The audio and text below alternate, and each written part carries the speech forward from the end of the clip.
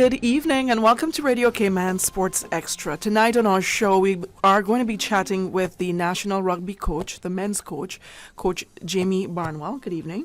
Good evening, Bill. Alrighty, and we have players. I'll have the players introduce themselves. Edward Weston. Freddie Robson. And Paul Weston. All right, and we're going to be chatting with them after their recent encounter with Mexico for the big Game 10 match at the Truplex earlier this month. So we're going to hear a whole lot about that and more. In the second segment, we'll hear from CIFA's president, Alfredo Whitaker. He's going to be here to discuss the local leagues and national team activities and so much more. There's so much more going on with football, and it's going to be a very interesting topic. So stay tuned for that and a whole lot more. Let's hear a word from our sponsor, which is Savannah Pharmacy in Countryside.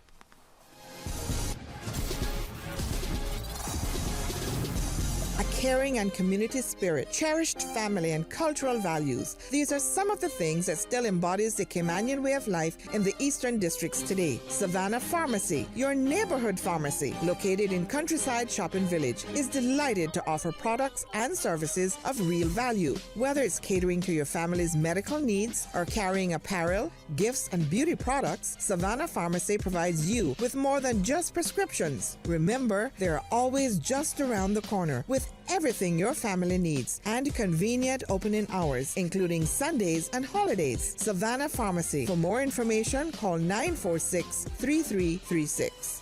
Prescription refills made easy at Savannah Pharmacy. WhatsApp your prescription refills to 929-5045.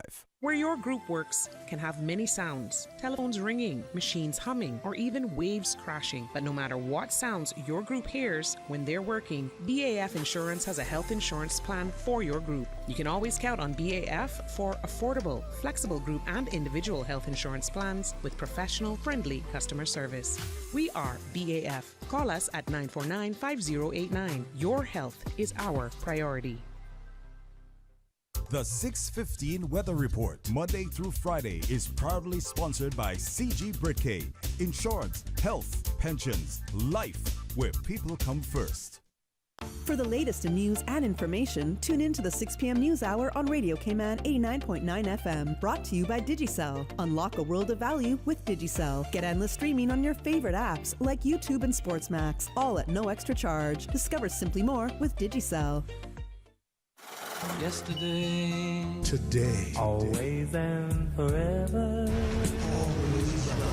Radio Cayman in the Cayman Islands.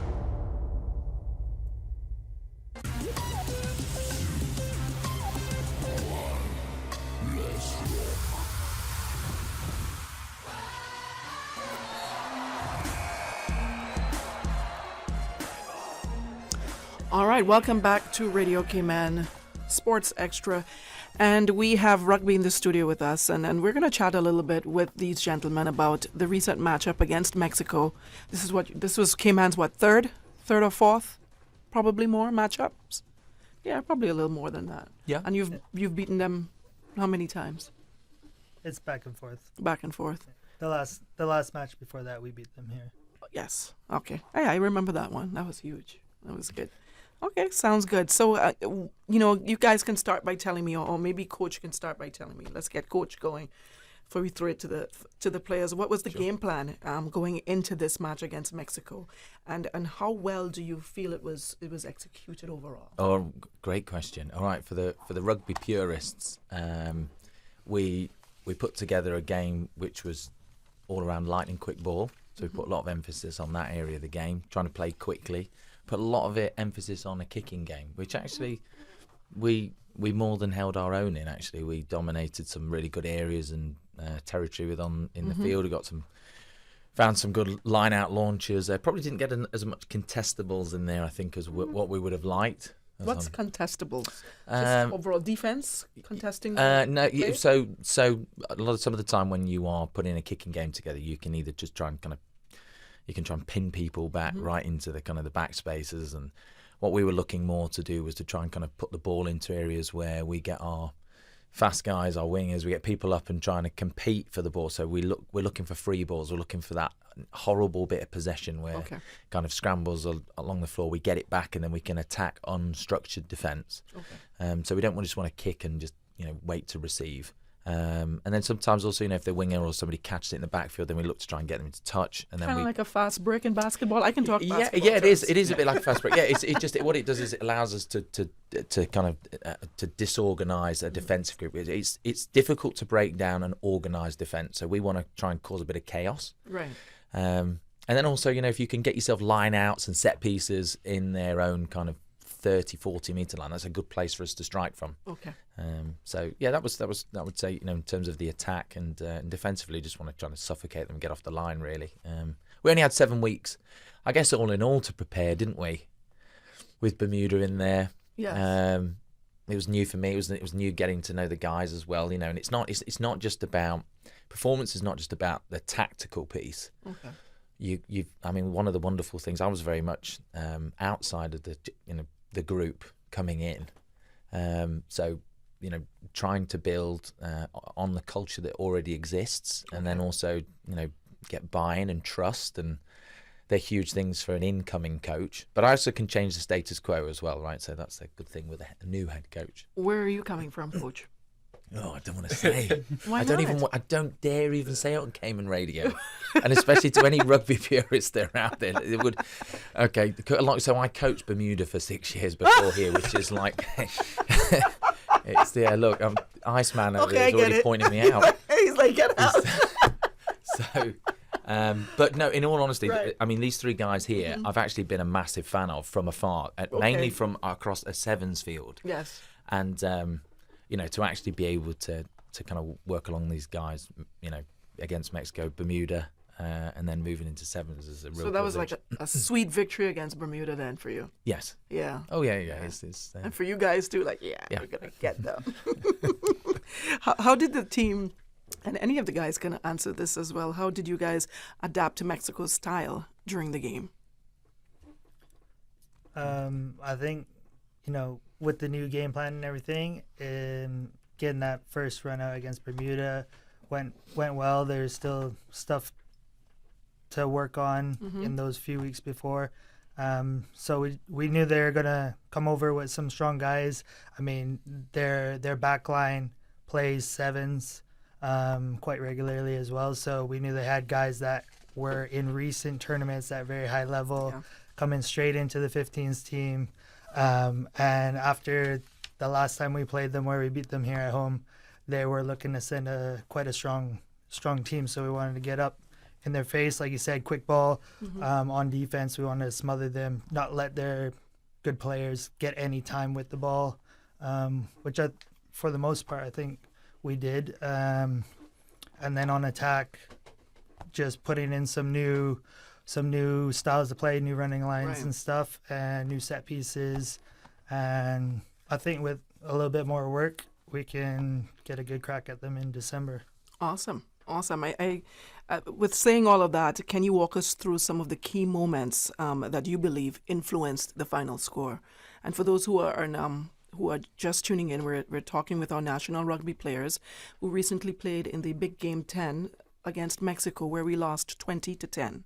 So how do you feel? What were some of the key moments that you believe influenced the final score?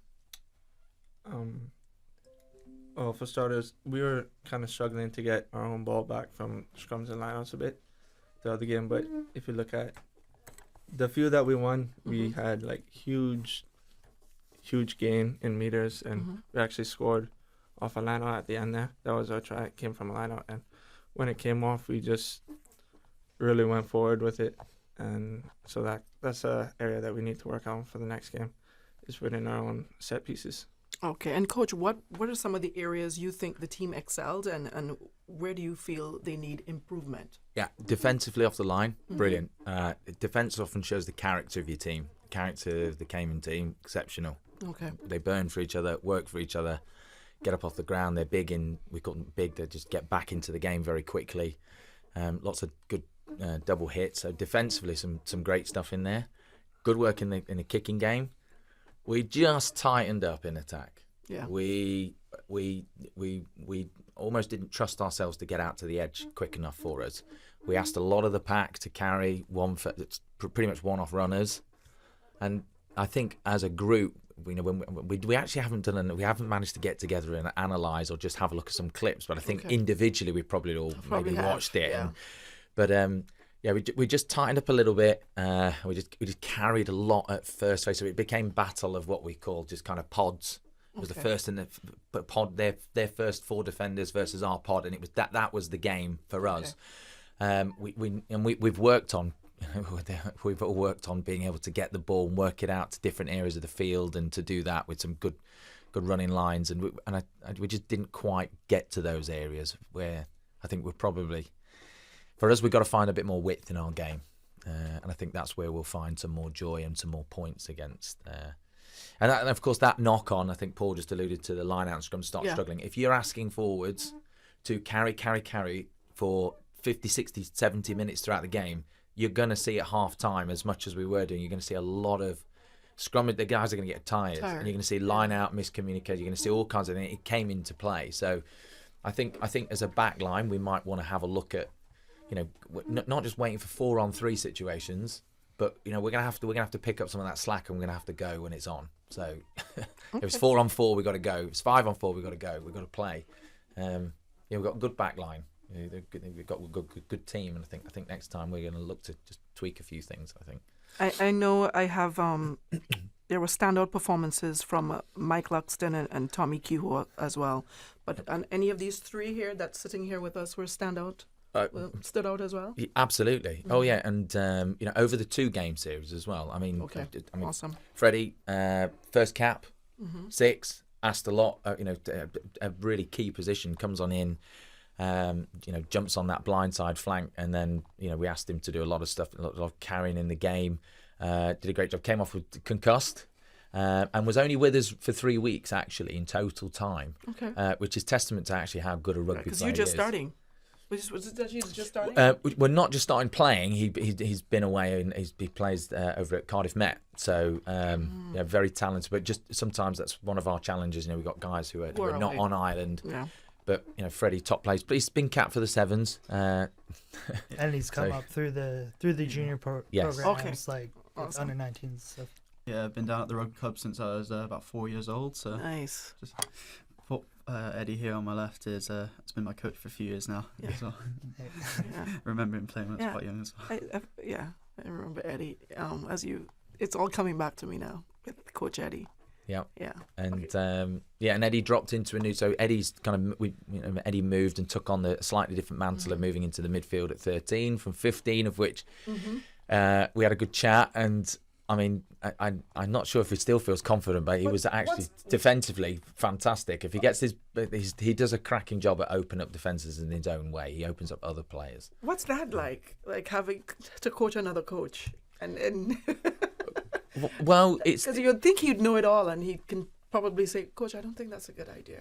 Well, coaching is working. I think the misconception of coaching is that it's this position where you're lofty above everybody else, isn't it? And I'm glad you mentioned that. It's your knowledge imparting on them. When actually, if anybody's ever been in a leadership position or coaching position, actually, the way we operate is we look at performance almost like a third party in the room, and we say, "Hey, look, how are we gonna?"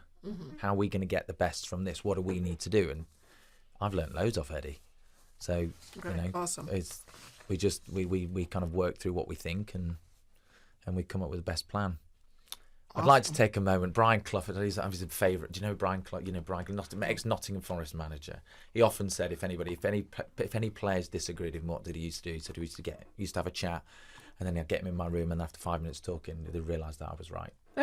I wanted to say that, but that's so not me.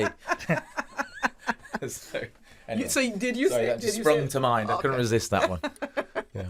Well, okay. So for those of you who are unaware, the Weston brothers. I have 2 in the studio, but it's 5 of you, right? It's 5 brothers. 5 that play. 5 that play. Oh my against gosh. Bermuda. There's more. There's 6 boys and 2 girls in the family. 6 boys and 2 girls. And how old is the 6th Weston?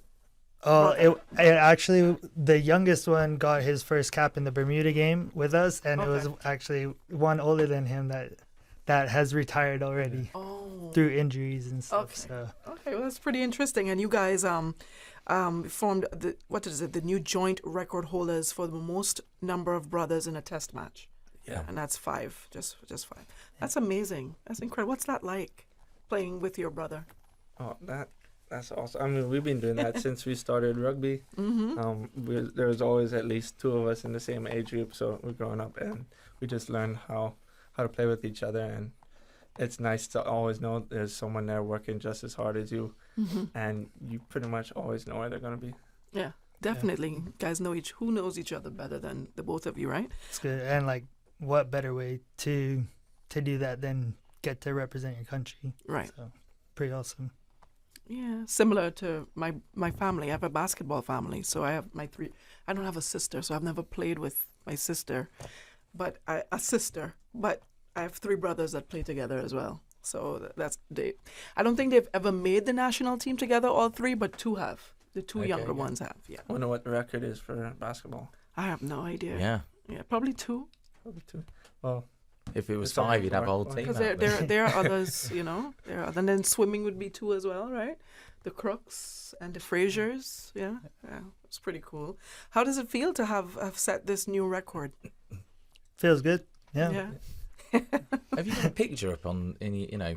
Have you got because these guys took a picture when they several actually. Yeah, we posted it. We got an Instagram. You page, framed it. Team Is Weston, it like in the bathroom? Team or something? Weston 345 on Instagram. Oh really? Oh, nice. There you go. Cool. So we posted that. So what does the achievement mean to you both personally as a family?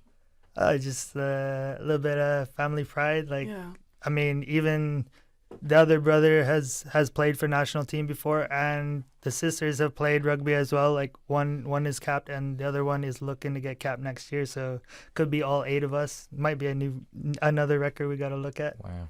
Awesome. Next year. I want to know what unique strengths do each of you bring to the team, and how do these complement each other during a match? I'm probably the brains, and Paul's like the muscles. brawn. And the other and the three? brawn. And the oldest two are just like pure tenacity. Yeah. Stubborn. Yeah. I mean, we're all very competitive with each other, so I think that helps us on the rugby field, because when we're on the same team, feel a bit sorry for the other team, because we go full out, and yeah. Can you share your experience of playing together, especially in the last match against Mexico, especially at times when it got intense as well? Did you tell him off? And do you guys argue with each other on the field? No, not usually. There's no drama. There's a lot more drama in the domestic series, to be honest. Yeah. Okay. Paul and I started the match, so whenever I see Paul lined up in a ball carrying position, I know he's gonna make yards, and he's not gonna get turned over. So I trust him with the ball to go forward, and then I can get in my position and look to spread the ball. And then when the other brothers came on in the second half, I know pretty much the same thing. Like, they're gonna make their tackles first time. They're gonna go forward with the ball every time they get it. So it just gives more confidence when you see guys like that on the field. Okay. Freddie, tell me a little bit more about yourself. So where is it that you play overseas? So currently I'm playing for my university, Cardiff Met. Okay. Just finished my first year there. What's that experience been like for you? It's been a lot faster paced rugby than I've been used to. Okay. But then coming back here, it's my first training with the national team. Okay, the senior team. Yeah, the senior team. I've captained the under-19s and played all the way through the age grades. But the speed's even faster than university, and then it's even more physical. Yeah. So in Cardiff, they love a physical game, love a big group of forwards, and some sore shoulders the next day. Okay. So how did you adjust coming back home and playing against Mexico?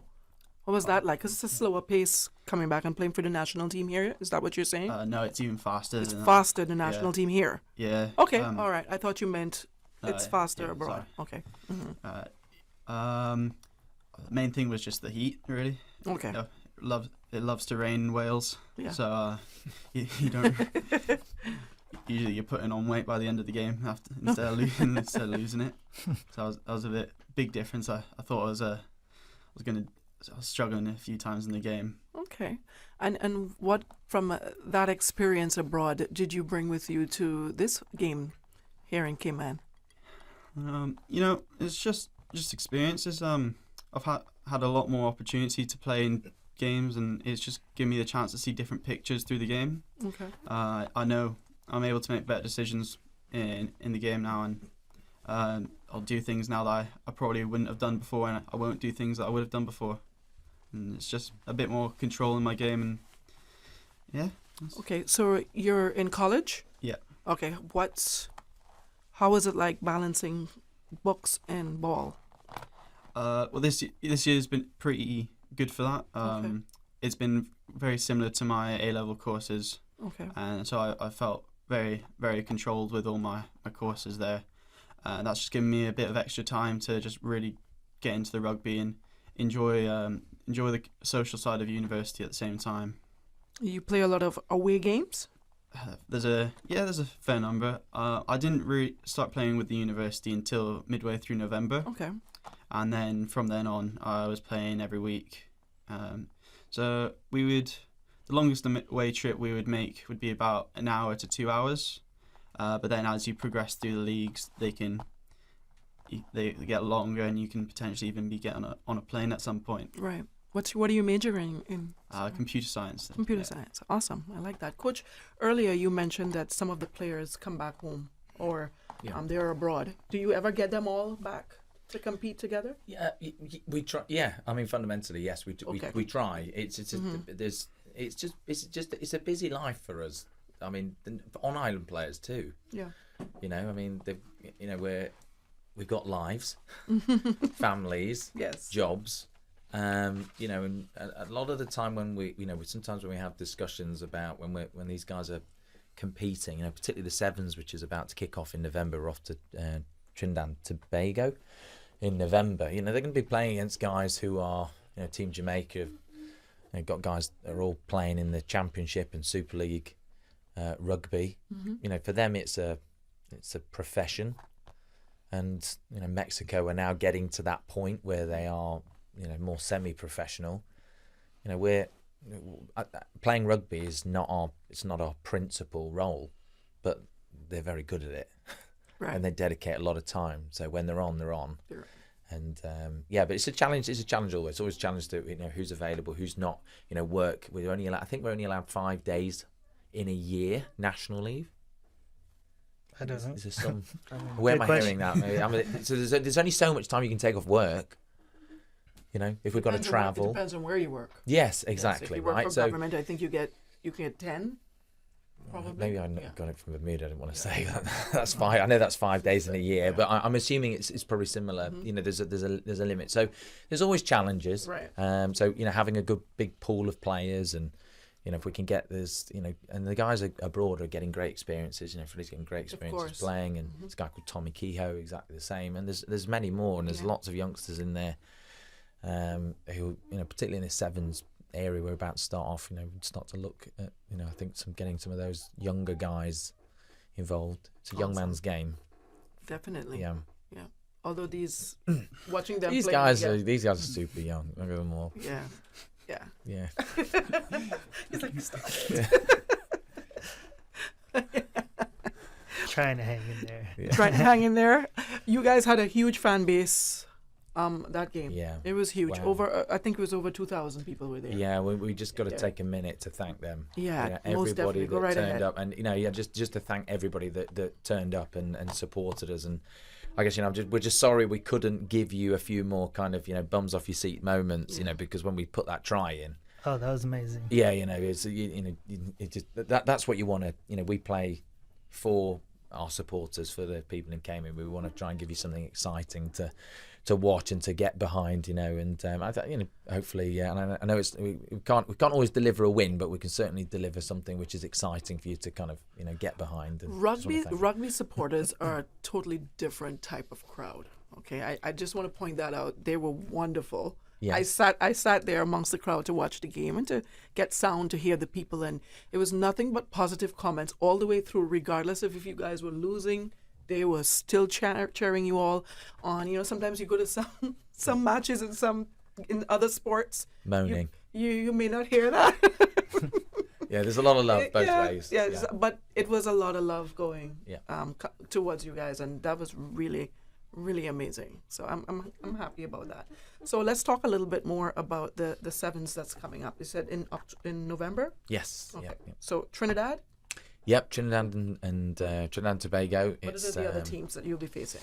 Well, it's a Rugby America's North event, so this one will give us the opportunity, or all the teams going there, to potentially qualify for something called the Challenger Series, which is one step off the World Seven Circuit. Okay. So, I mean, that's a kind of shooting for the moon type dream, but something that I always think you've got to set yourself big, hairy, audacious goals. Otherwise, what's the point in getting involved in the first place? And these guys have certainly got a good enough caliber of squad. We do have to. Everything does. One thing I've learned in my time in Caribbean islands is there is definitely a moment of everything has to align. Okay. There's luck in winning. Is not just about having great players and the tactical piece and all of that, and and on the day, but it's there's also an element of luck in there. Just people are fit. Agreed. Work doesn't come into play. Things have to align, but if the things align, from what I've seen for this group of players, there's definitely something they could do something ridiculously special. I totally agree with you. In the sport of basketball, they say the ball is round. Yeah, you don't know who's going to win. You just practice. You go as hard as you can, but you don't know what the other team is putting in. You don't know what their strategies are. You just have to come and be able to counteract and know. And I know these guys have been a bounce of a ball away from a third place. Yeah. On the final play of a game. Mm-hmm. They've a kick out. Again, that's not a pun. That's not a dig, by the way, at all. It's because it's against Bermuda. That's and they've been 60 seconds away from putting themselves into a game where they could have qualified for a potential Commonwealth Games and a World Cup spot. They've been playing around that area. The question that we have to ask ourselves, and this is the right way, is what can we do to make that jump? Right. And it might just be an unlucky bounce of the ball. Right. But I don't think that's the answer that we want to give ourselves. I think that might be one of the answers, but I think there may be a few in there that we have to ask ourselves to see how we. Yeah. Would you guys say that Mexico, they are your rivals, or was it Bermuda? For the sevens, or just these two past Test matches? These past Test matches. But they're both rivals. But I mean, both. Bermuda's a bit different because it was more of I guess we saw that as a warm-up game. Mm-hmm. Yeah. Okay. Yeah, they're currently they're in the tier below us Okay. for Rugby America's North. So It's always for a the good past match. few years, it's been us and Mexico on the same, Same. fighting to get through to the next Okay. round. But in the sevens, it's everyone's on a level playing field there. Okay. And how do you, let me ask you before we head out, how do you guys maintain your morale and focus after a tough loss like the one you just had? I think Next job. Yeah. On to the next. Yeah. Just move on and stay together as a team. Get around each other after the game, and then a few following days after, just stay in contact with everyone. Yeah. I mean, not everybody gets the opportunity to represent the national team, represent their country in front of a home crowd, and a crowd like that, like a couple thousand people in the stands. So you got to just appreciate those moments, win or lose, right? Because that's what it's about. Rugby gives you lots of opportunities like that. Get to travel around, see new places, meet new people, make lifelong friends that you're enemies against on the field, friends off the field. So it's a good sport. Awesome. All right. Is there anything else that you'd like to make mention of that maybe I did not ask you, but you'd like to get out there to the public? No, I guess a big thanks to the people that make this happen for us. There's lots of people behind the scenes. Our director of rugby, James Greenwood. Was coaching. We had our managers and Richard and Goffey, and there was so many people that are around the team, and Hoops and Calf, and there's so many guys that come out and train with the side. I mean, too many probably to mention at the minute, but big thank you to them. We always thank them every training session, where we at least endeavour to. And then, of course, all of our sponsors as well. Just people around our team that just kind of really help us to kind of kick on. So and of course our supporters. We do it all for you. So thank you so much. Awesome. Yeah. Thank you, gentlemen, so much for stopping by. Thank you for having us. Yes. I appreciate you. And if there's a seventh brother, let us know. Yes. Break some more records. Alrighty, stay tuned. We have CIFA's president, Mr. Alfredo Whitaker. He's coming on next. It's going to be an interesting talk as well, so keep tuned right here to Radio Cayman.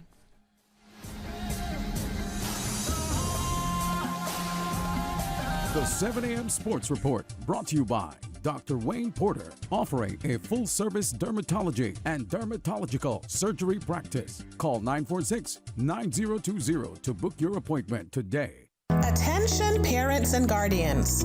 Registration for Cayman Islands government schools for the 2024 to 2025 academic year closes on June 30th. By law, all children turning 5 by August 31st must be enrolled in an approved government, private, or homeschooling program. Don't miss out. Visit schools.edu.ky/registration to learn more and secure a spot for your child today. This message is brought to you from the Department of Education Services.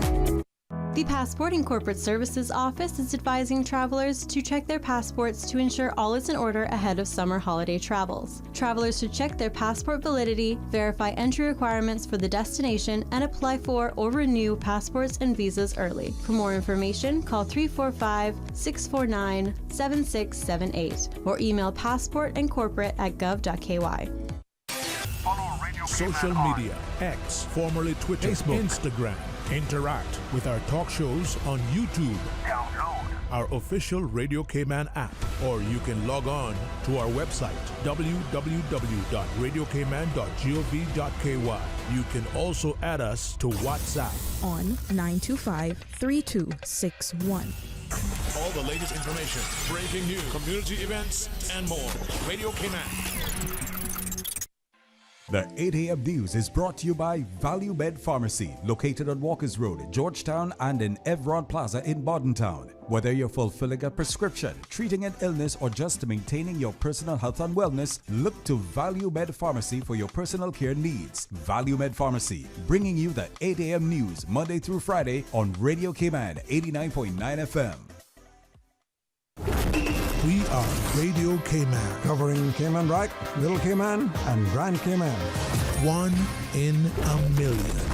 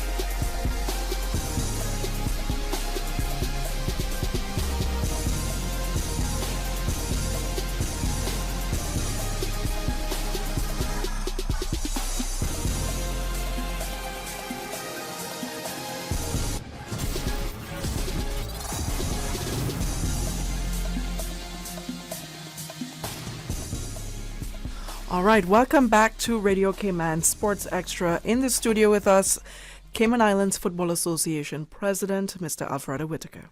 Good evening. Good evening, and thanks for having me one more time here. No problem. Anytime, anytime. How are you doing? I'm doing fantastic. You're busy. You're a busy man. A little bit, yeah. What's it like being at the helm and being responsible for this organization? Sometimes you get overwhelmed Yeah. with all of the demands and all of your responsibility. But when you enjoy what you do, Yeah, you really don't exactly. But it also comes with added pressure, the naysayers. Yes. Right? The people who feel that, the sport should go this way and that way. These are people that know it all, that have all the answers, but after the fact, right? Okay. You will never. It's a small group that is, they will always be there. The corner talkers, but you don't get much action or good ideas out of them. But you have a lot of destructive talk there. But it's okay.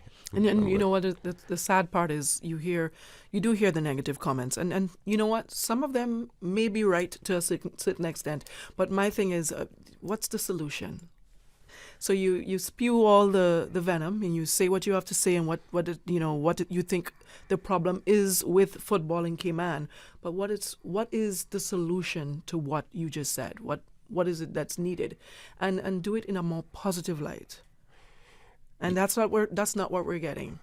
Unfortunately, in life, for some reason, we have the destroyers that we call, that don't contribute nothing or little to nothing, have this audience.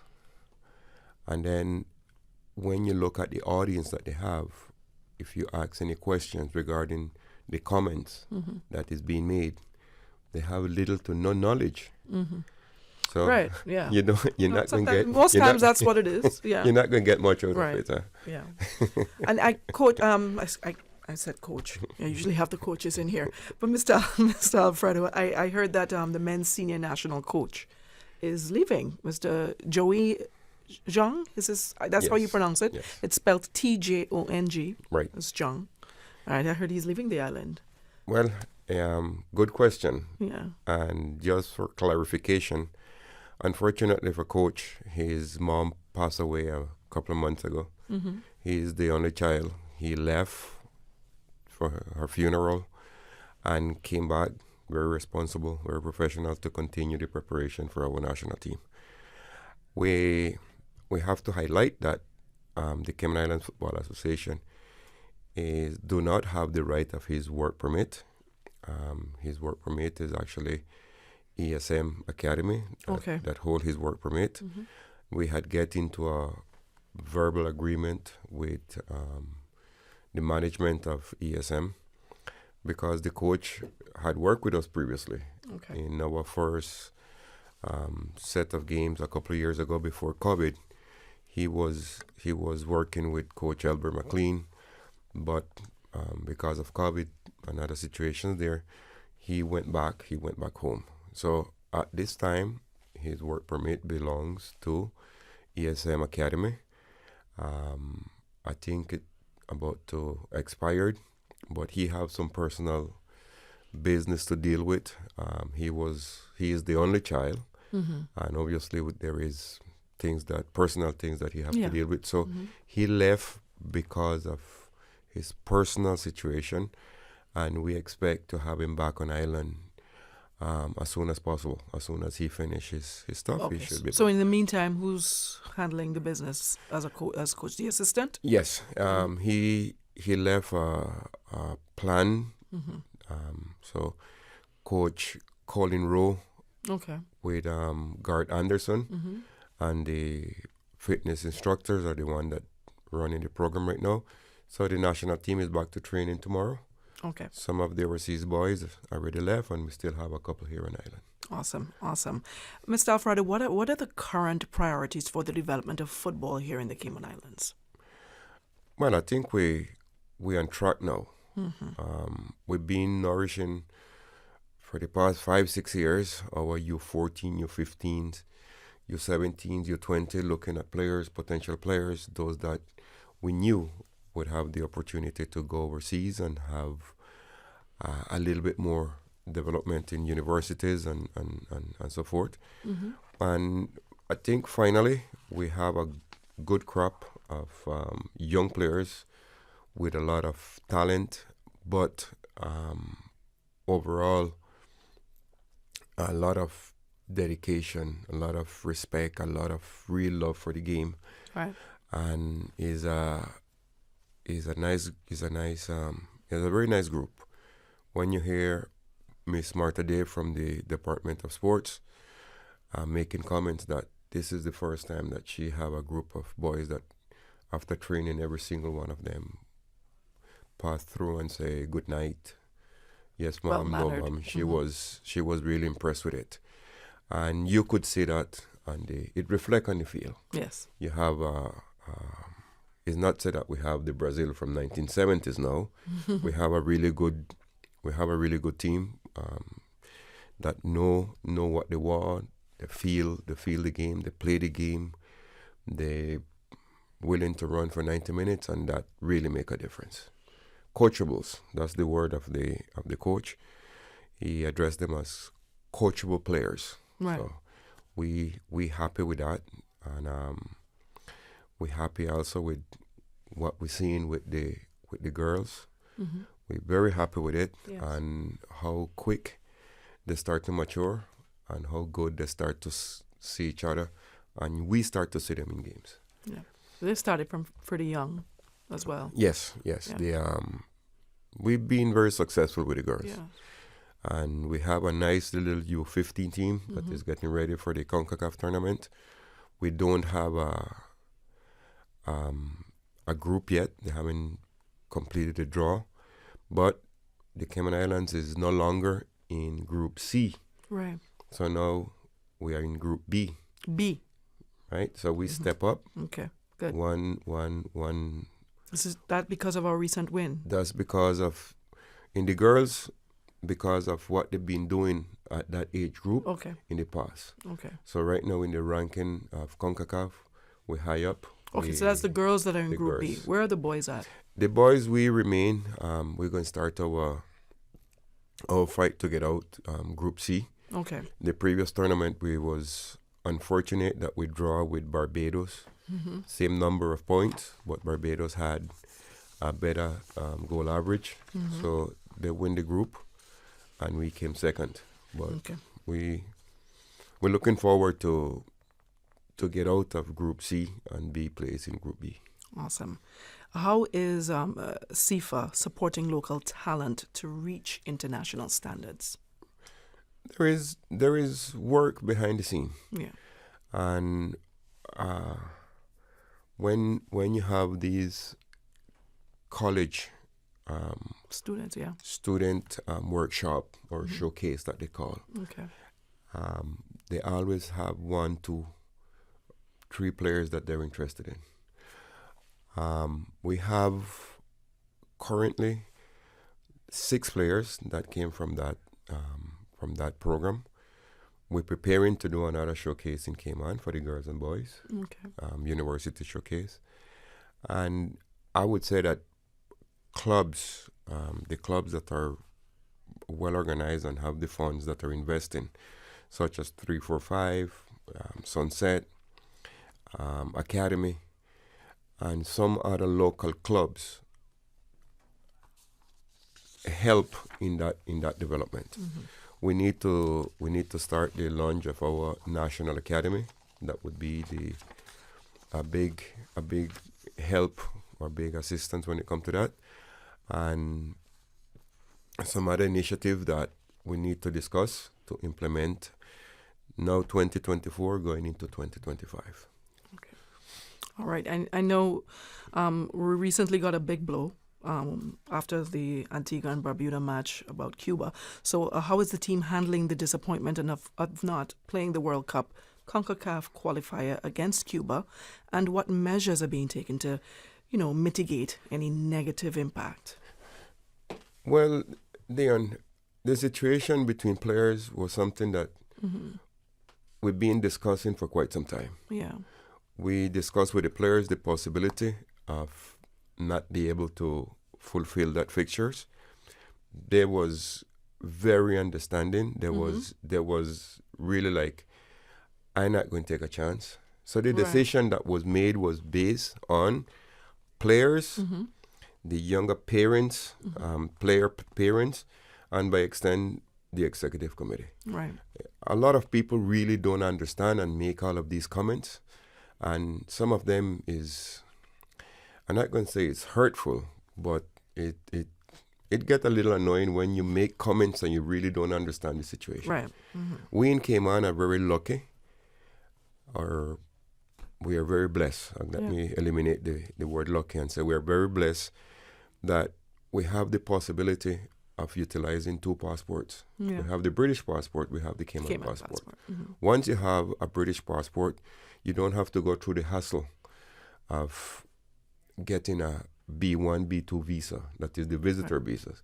You simply go and you apply for your Xtra. It's good for 2 years. I think it's $15 or $18, and you're good to go. Yeah.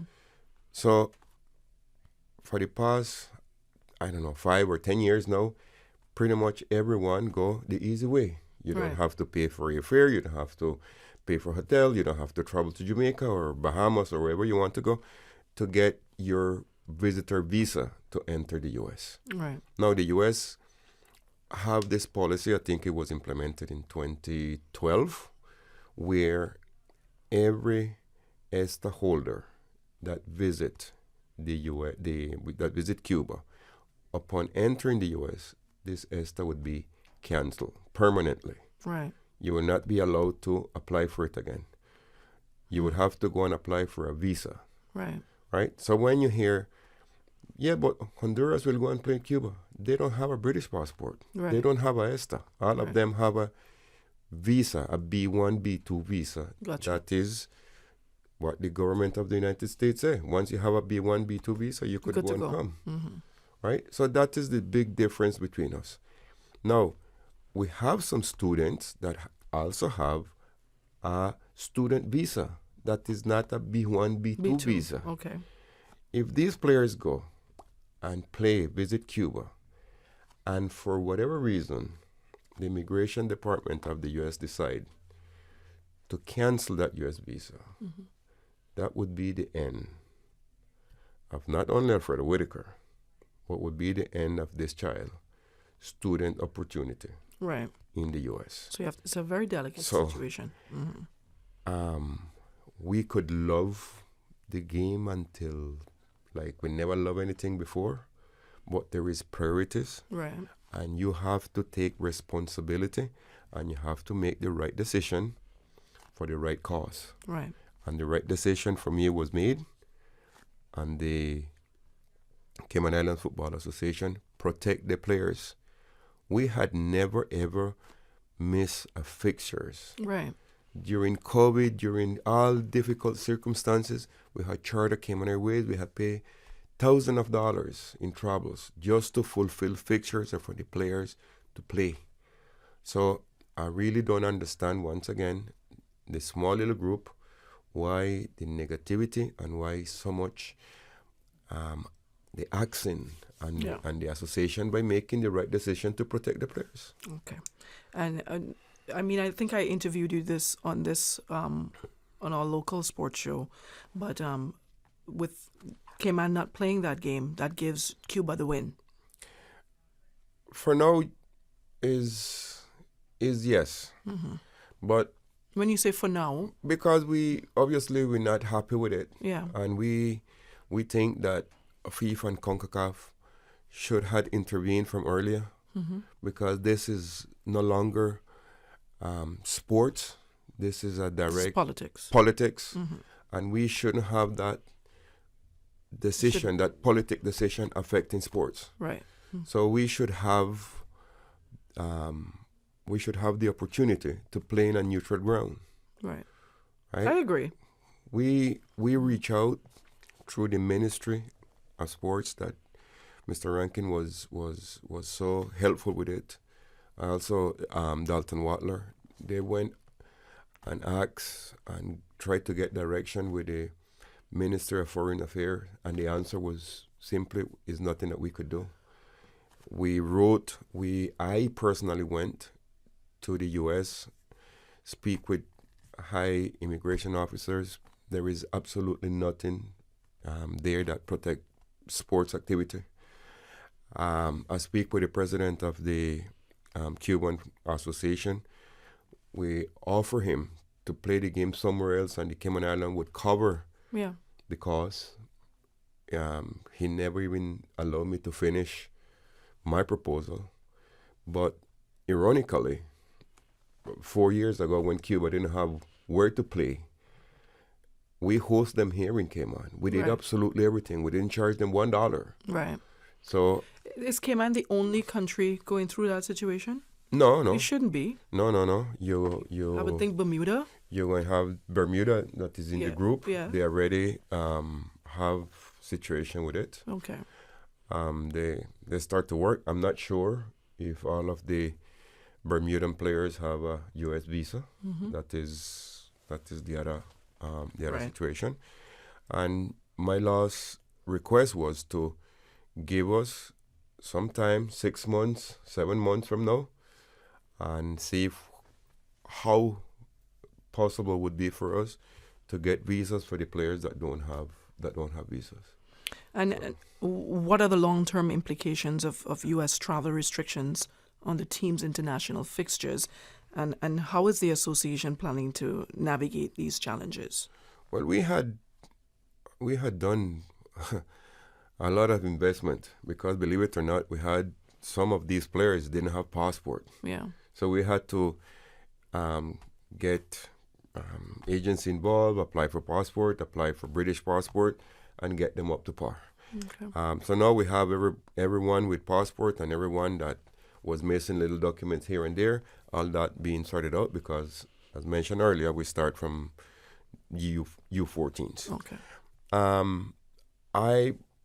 Travel implications, we really don't see much happening. I don't think we're going to be that lucky to be drawing Cuba every other tournament, but we already have Plan B if that's the case.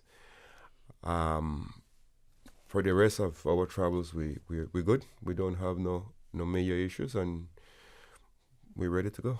Awesome. We're going to take a very short break, and then we're going to come back and we'll chat a little bit more about some of the things I have here for you. Stay tuned. A caring and community spirit, cherished family and cultural values. These are some of the things that still embodies the Caymanian way of life in the Eastern Districts today. Savannah Pharmacy, your neighborhood pharmacy, located in Countryside Shopping Village, is delighted to offer products and services of real value. Whether it's catering to your family's medical needs or carrying apparel, gifts, and beauty products, Savannah Pharmacy provides you with more than just prescriptions. Remember, they're always just around the corner with everything your family needs and convenient opening hours, including Sundays and holidays. Savannah Pharmacy. For more information, call 946-3336. Prescription refills made easy at Savannah Pharmacy. WhatsApp your prescription refills to 929-5045.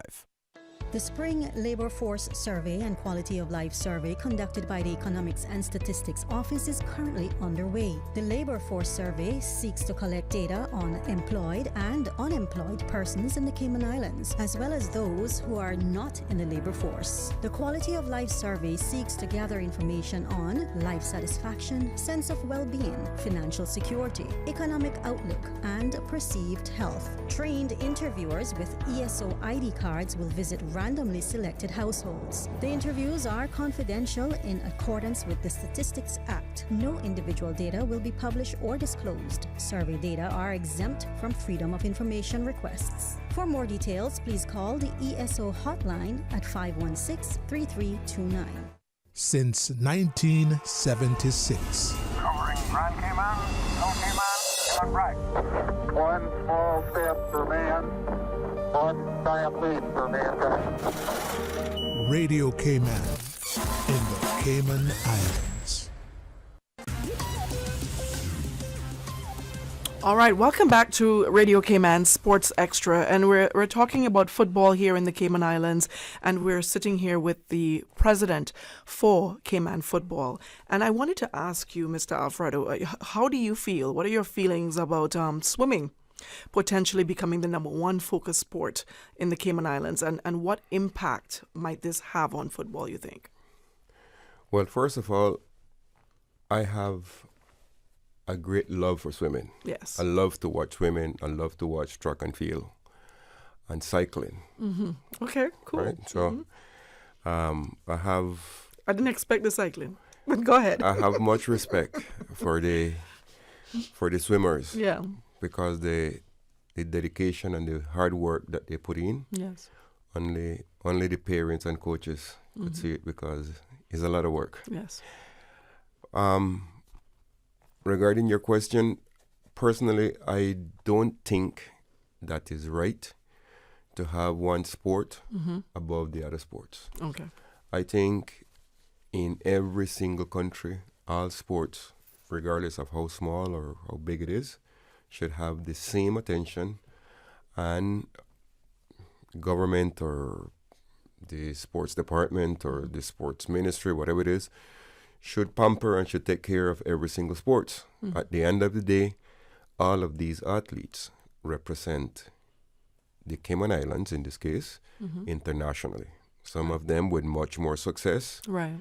And some of them have the opportunity of higher training. Because when you look at our people that go overseas and compete at that big level, high standard, and return with medals. Yeah. Right. They don't train here. Right. Right. Good point. The hard work is coming from some of them. I don't know who. Some of them have a scholarship. Some of them parents are paying for them to achieve their to achieve their goal. Yeah.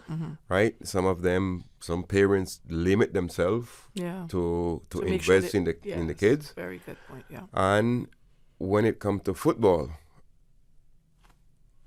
we have a little bit or a lot more work to do, because it's not an individual sport, it's a collective sport. And that leads to my next question, which was how would you respond to the viewpoint that swimming deserves prioritization over football due to its higher number of accolades? And what is your perspective on this comparison? I wouldn't agree with it. Right? I wouldn't agree with it, because unfortunately for us, we don't have the opportunity to compete with women. I may be wrong, but 90% of the swimmers come from family that could afford certain things. Yes. Okay. Right? Some of our kids that would love to swim too, the parents can afford it and we don't help them. So the comparison is not there. Each sport have the strong and the weak areas, and we shouldn't compare. We should applaud. We should enjoy whenever any athletes go overseas and return. And we shouldn't be comparing, and we shouldn't be putting this one in first place and the other one in second place. By the way, sometimes these decisions are political driven. Sometimes these decisions is made because of external influence. People that have a lot of power, and sometimes the end result is not the good. I would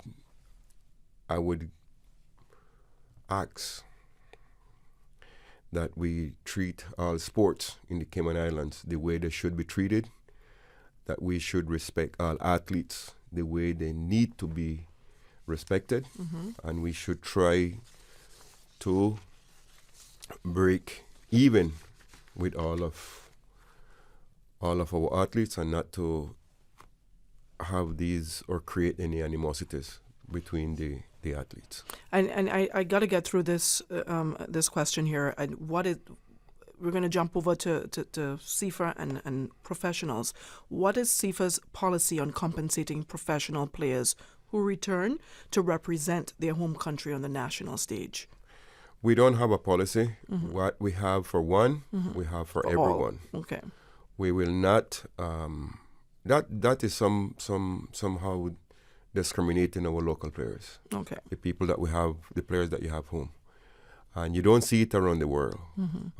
When you look at these big national teams like the English team, all of the players get the same compensation, and when they win prize money, it's split between them at 50-50. Wasn't it recently the Jamaican player that said he was supposed to get compensated for coming back home and playing with his team, but he never got it, and he was quite upset about Right. Well, we know. Yeah. We know that these teams that participate in Gold Cup and they receive big bonus, and the players and the girls.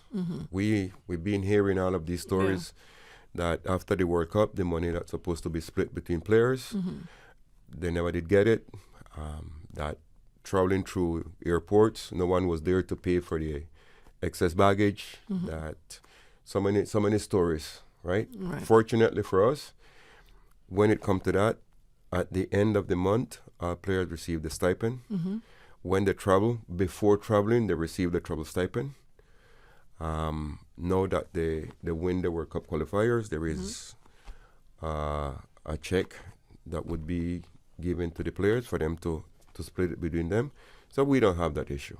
All right. And you guys are heading off to, I think, with the recent victory over Antigua and Barbuda, how is our Cayman team preparing for the upcoming qualifiers against it's Bermuda and Honduras in June of next year? Yes, but before that we have CONCACAF tournament here. Okay. So pretty sure we're going to receive U.S. Virgin Island, and then we travel to St. Kitts, and we have a third game. We don't have the fixture yet, but we have a third game that's going to be played either home or away. But we have a lot of games to be played.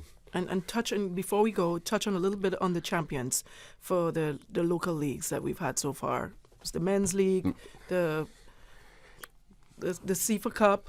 You have so many. There's so many leagues. I can't keep up with you guys all the time. Let me see if I could catch them. So congratulations to Scholars. They are the Premier League champions. Right. We have Academy Sports Club. That is the FA Cup champions. Nice. We have Sunset in the females. That is the Premier League champions. We have Elite. That is the FA Cup champions. We have Tigers. That is back in Premier League. They win the first division. It's amazing. Right. And then we have the Super Cup champions that we invite 6 clubs, and the final is on Sunday. Scholars A against Scholars B. Oh, cool. Scholars. Your brother and sister. Okay. Something like that. Brother and brother. Thank you so much for coming. I know I threw a lot of tough ones at you that you didn't expect, so I appreciate you being always so nice about answering the questions and being truthful as best as you can be. Thank you, and let's see when we could have a 1 hour chat. A full hour chat. No, maybe we can coax the Iceman into 2 hours. Yeah, okay. We try. All right. And that's it. That's it for tonight's edition of Sports Extra. As you know, Sports Extra is about giving you the latest information on all sports here in the Cayman Islands. If you would like the opportunity to be a part of my show, please email me at sportsextracayman@gmail.com. You can also check out our Radio Cayman Sports Extra social media pages just to keep abreast of everything that's happening. And, of course, log on to Radio Cayman's YouTube channel for tonight's edition of Sports Extra. And our Facebook, that's right. And thank you so much to our national rugby team for stopping by, and Cayman Islands football president, Mr. Alfredo Whitaker, for stopping by. I appreciate you.